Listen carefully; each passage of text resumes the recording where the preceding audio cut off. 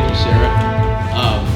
18 years in licensing, amazing. I know I'm dating myself. And she's dating herself. And I've been with the company for almost 25 years.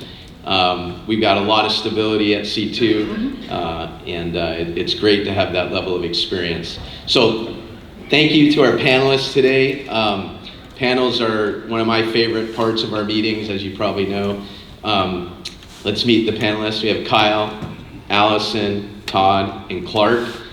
You can see on the screen the different states they're licensed in and the number of states they're licensed in.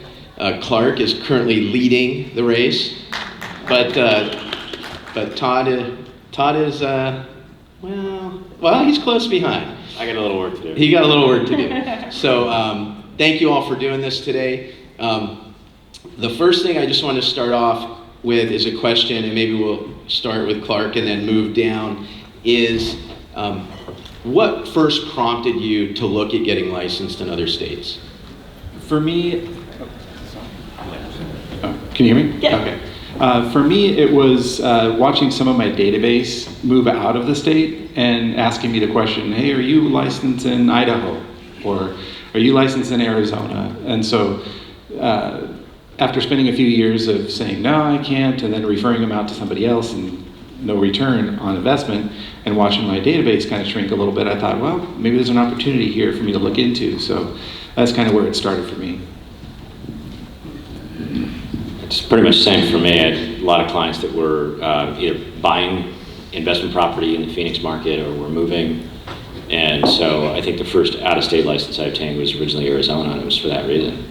People I knew were there, and the cost to get the license is pretty low. So one loan a year typically pays that license cost for 4 or 5 years. I mean, it's pretty low. Allison?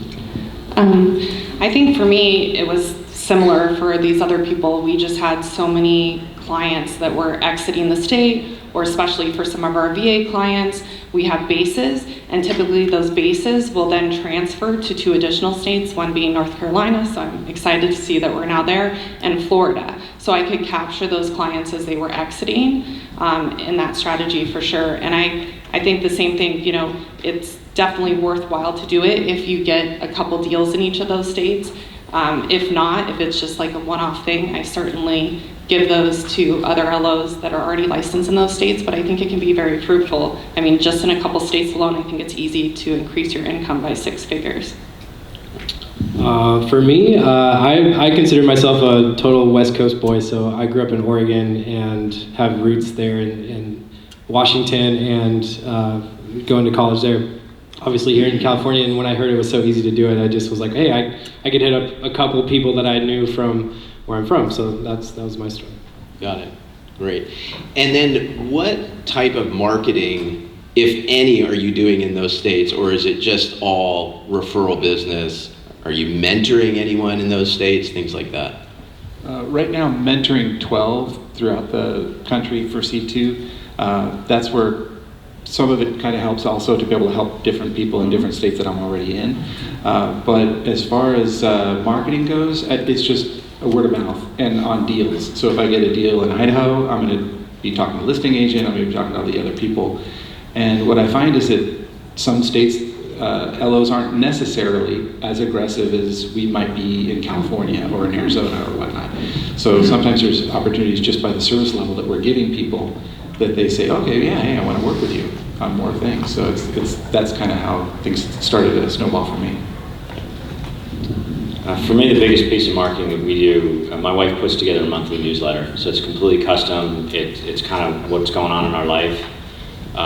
So my clients have watched my daughter grow up, and it's that stay in touch piece. So as my database has moved, or they're acquiring property in other states for rentals, it keeps us in front of them in a way that's not salesy, that's not talking about real estate or mortgage. My coach called it a monologue that feels like a dialogue. And that's been a cornerstone of my business for 15 years. But then Tennessee and Mississippi was because of a relationship I have through networking. There's a builder that a couple of founders were here in San Diego, and they built a company in Memphis that's constructing homes built to rent. And so that was really sort of networking and staying in touch with them in that way. That was a big part of my business last year. For me thus far, I've mainly used word of mouth and networking, but this year I did get MMI, and I am calling basically the top real estate agents in all of those states, and I'm going to use Bonzo to be able to reach them in bulk. It sounds like my plan is similar to everyone else's. The power of referral is big, so it's surprising to me to see how excited clients get when they are they're happy after a transaction and they're thinking about how to refer you, and how many referrals we get just from people that they know out of state, and then to be able to tell I have one buddy, the reason I got in Florida, I'd never even been to Florida before, and I was like, I'll get licensed there for you because you're gonna buy a house, and then he did, and now we've been able to grow from that. So it's like planting seeds is huge, and growing networks that are outside of your normal reach. I always call it like the tree branch. If you can sprinkle seeds in different places and you do a good job for people, they'll be happy to refer you out. But yeah, the marketing is definitely there. Targeted, it's on our radar to start that. I just think the market's pretty noisy for online stuff right now. Let me just add or follow up on what Kyle's saying. One of the things we talked about when we met a few days ago or last week was that some of you are finding that in other states, it's been a little bit easier, relatively speaking. Do you want to touch on that real quick? Yeah, well, I think Clark also mentioned that recently. I think your mic dropped. Are we on? There you go. Yeah, I think Clark mentioned that too. It's I could make all kinds of funny analogies about it, but it's we work so hard down here.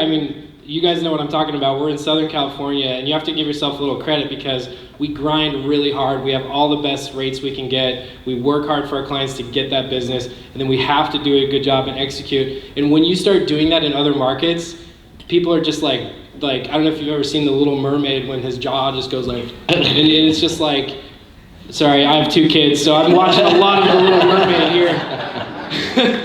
But it's literally like Sebastian, they are just blown away with the rates we can provide and the level of service. People, I don't want to talk down on anyone, in other markets, but people get really lazy when they don't have much. Piece that I think everybody should be using because it's been really, really effective is HomeBot. It's a great way to stay in front of your clients. It's information that they enjoy using. It's relatively cheap. But to your point, Kyle, with rates, I was the QI for Tennessee, so I got to set the comp plan.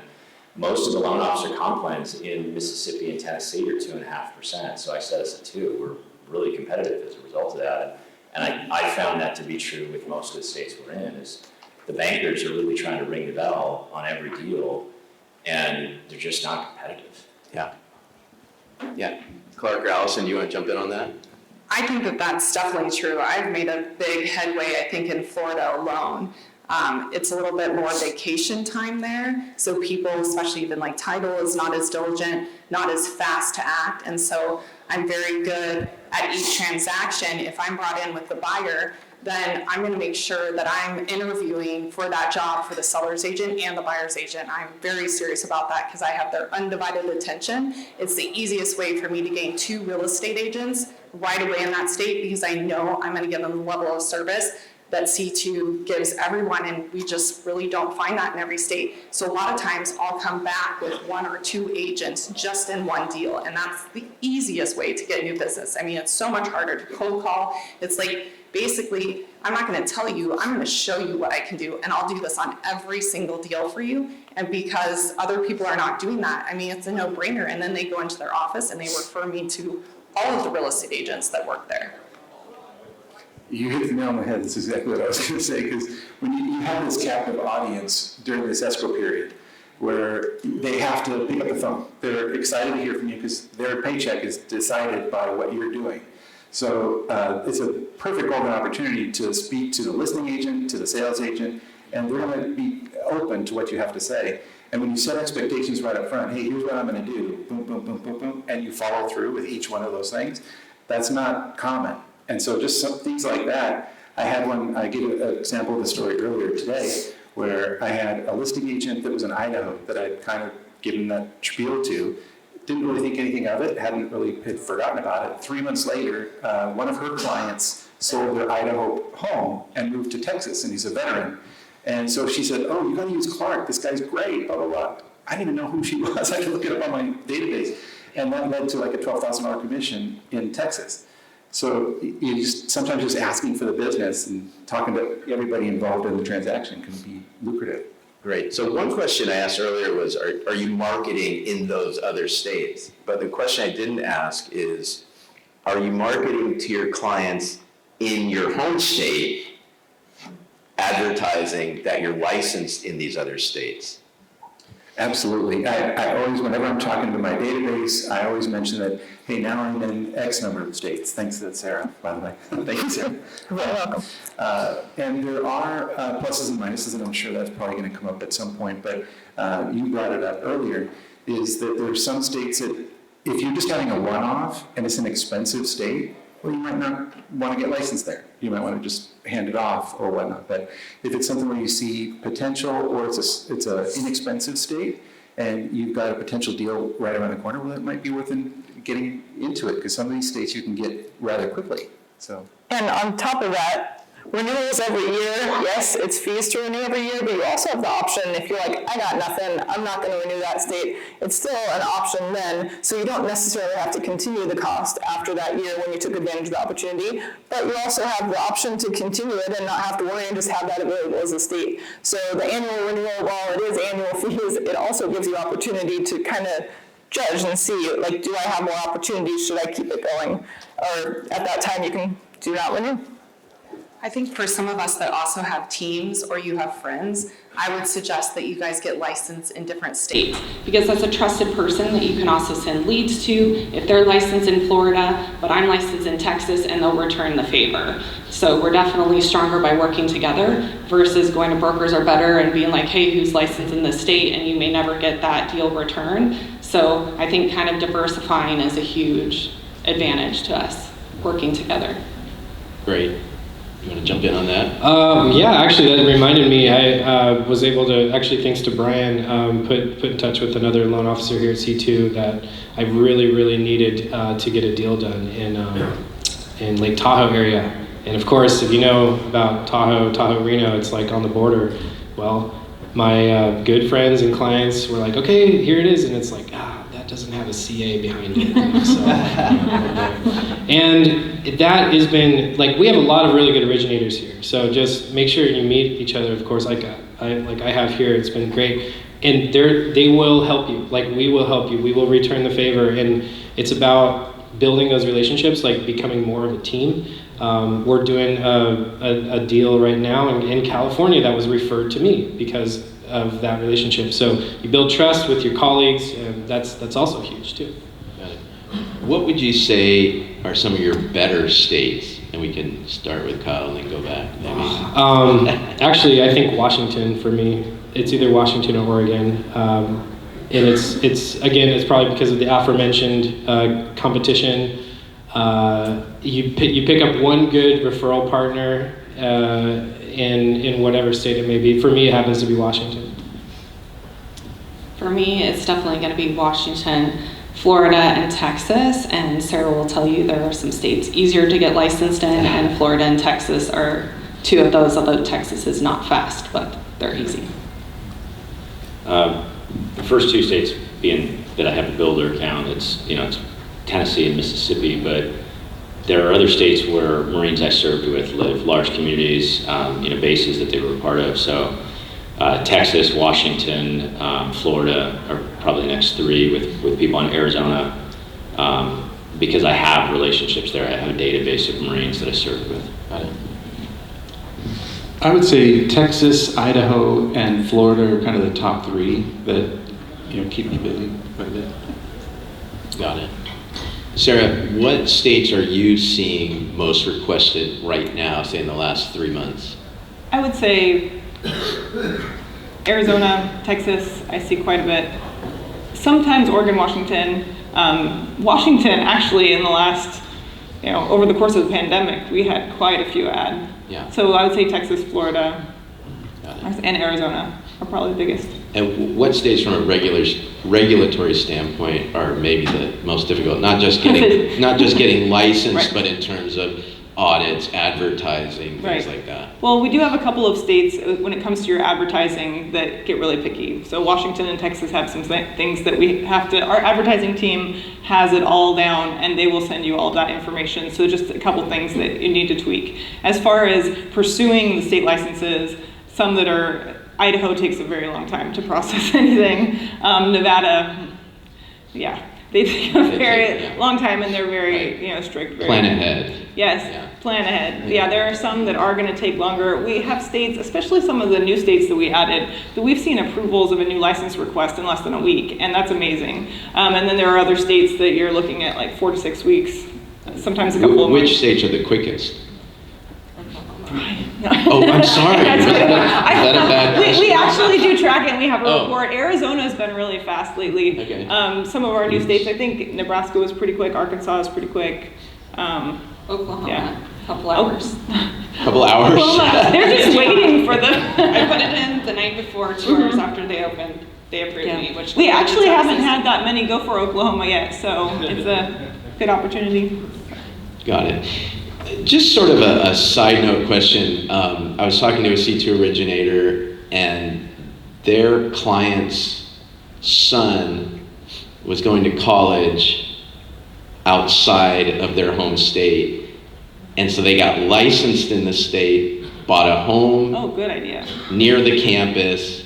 It's, I don't know, rented it out to 8 students, things like that. Does anyone do any of that here? I know it's not directly related to state licensing, but that can open up opportunities as well.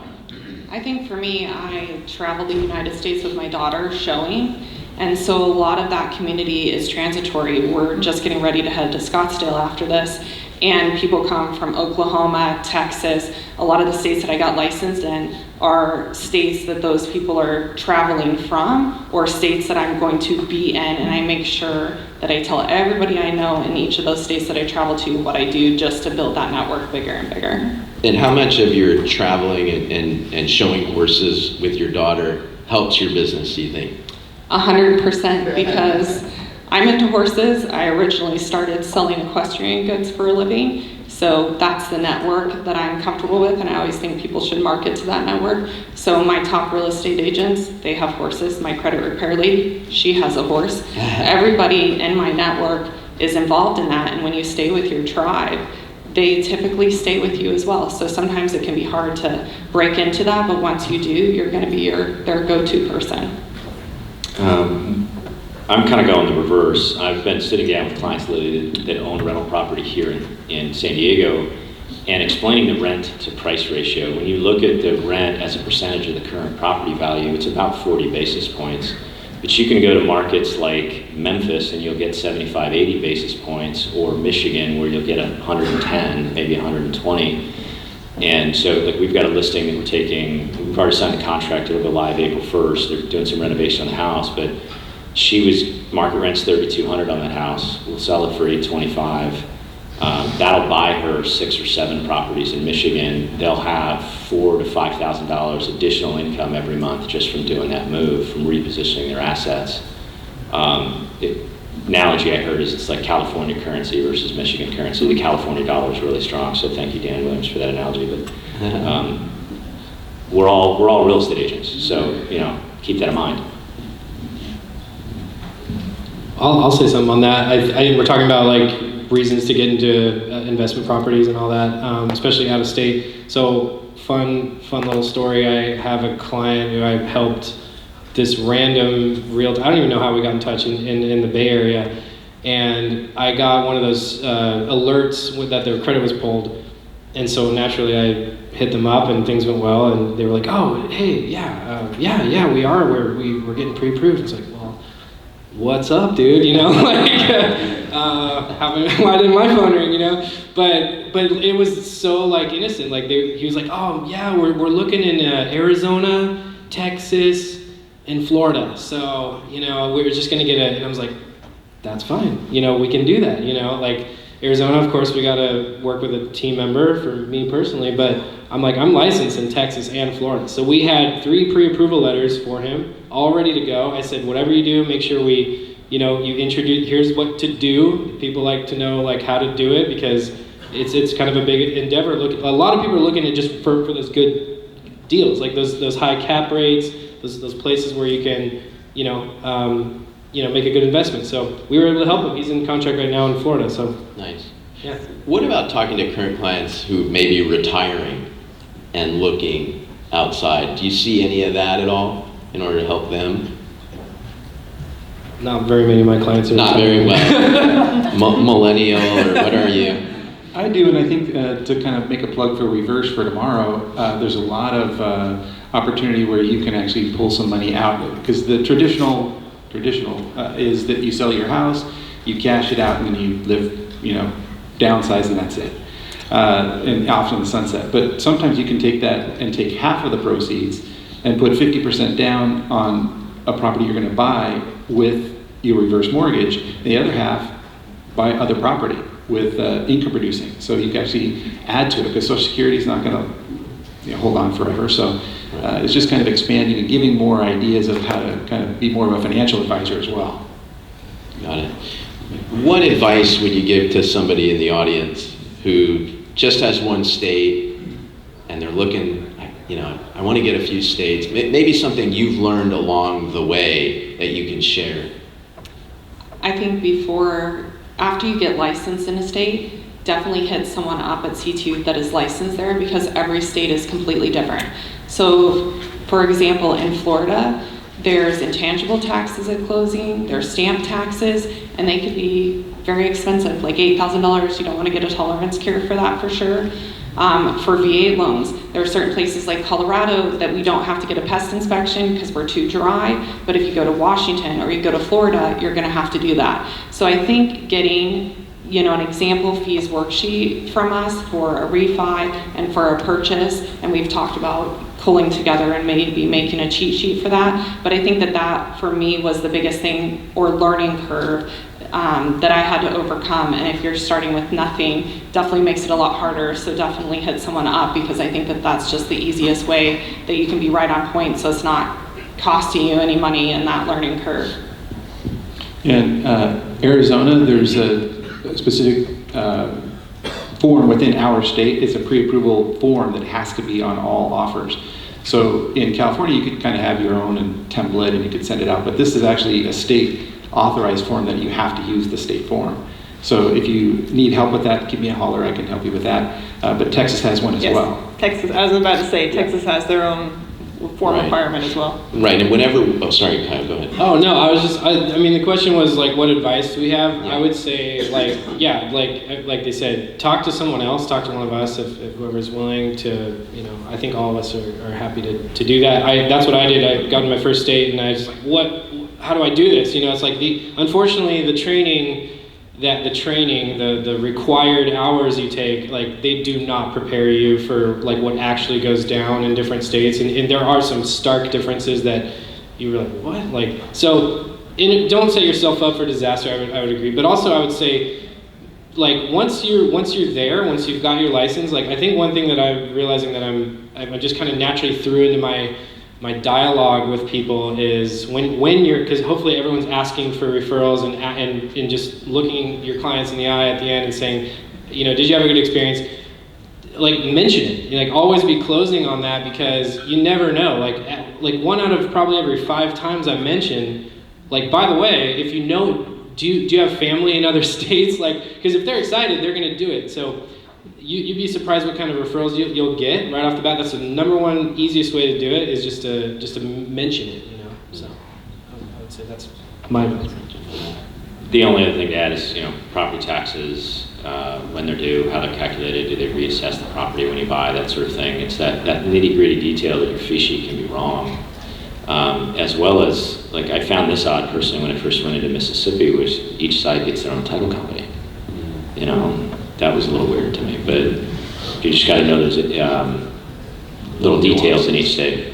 Yeah. You can partner up with title companies as well. So, I remember I had to do a refi in Oregon. I was like, they're very geographically specific. So I tried to have a Portland title company work in like the South Coast, and I was like, well, we don't do that. So you got to know who to talk to. But once you lay it out and you say, look, hey, I've never done a deal here, but I need your help. They know that inside out. So they will say, all right, this is what you got to make sure this and that. Like, so just put yourself out there and listen to the people that are masters in that area as well. Right. Just real quick in terms of marketing, obviously social media is big for a lot of people. When you get licensed in a new state, is there a post? Is there some excitement around that? I don't know if anybody does that at all. Kyle, you're young enough. Come on. Hey man, I'm too busy. I'm trying to figure out social media just like everybody else. Okay.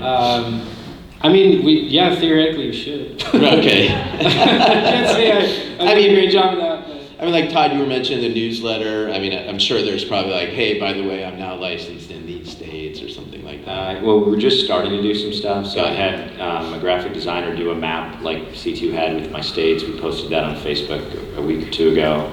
That got a lot of activity. I was really surprised. Of course, it's in my email signature, that sort of thing.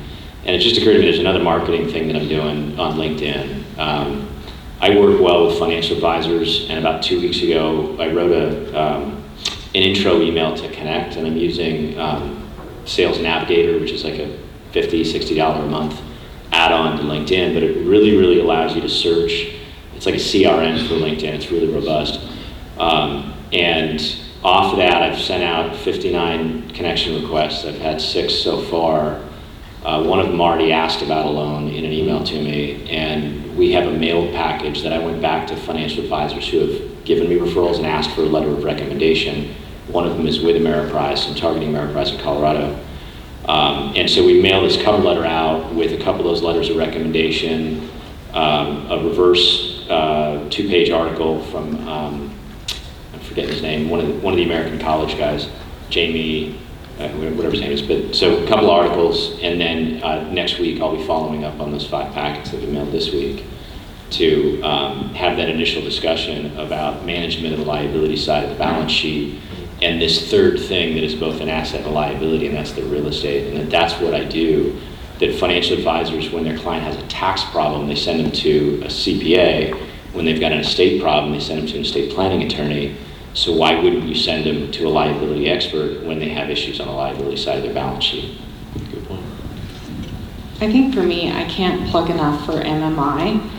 MMI is amazing. I can go to any county, I can figure out who the top real estate agents are, how much business they're doing, if they're buy-side business, if they're doing sell-side business. I can look at every lender that they're using. Are they using 12 different lenders for their 12 different purchases?